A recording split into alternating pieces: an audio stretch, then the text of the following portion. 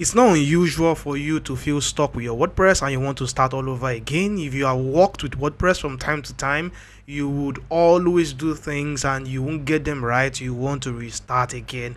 For some reasons, if you are stuck with your WordPress or you feel you want to start all over again, I have you covered in this tutorial. By the way, you are welcome to this YouTube channel. My name is Daps. I upload videos every now and then around WordPress. I show people the things that work, the things that do not work.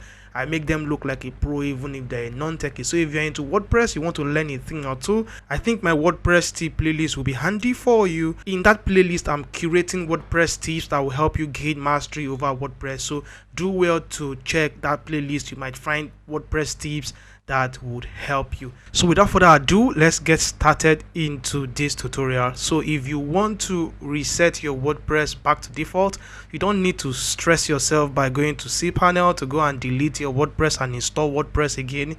You can do that with the easy help of a plugin. I need to let you know that every time you work on your WordPress, because WordPress is a dynamic website, everything you're doing on your WordPress is not saved on your WordPress file, rather it is saved in your database. If you can reset your database, then you can restore WordPress back to default.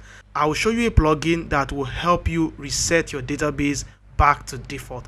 So now let's just simply come to plugins and let's come to add new. You can search for a plugin called WP Reset. And there's this plugin here. You can see this plugin has 400 active installations. So I have installed this plugin. So now I have to activate this.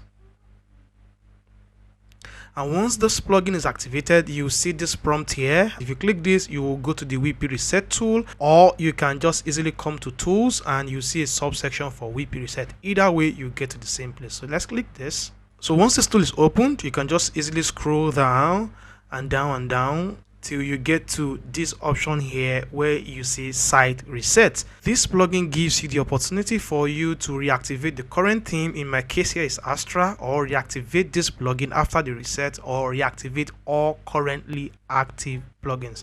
But in my case, I don't want to reactivate anything, so I'll untick this and then I have to type reset into this tool.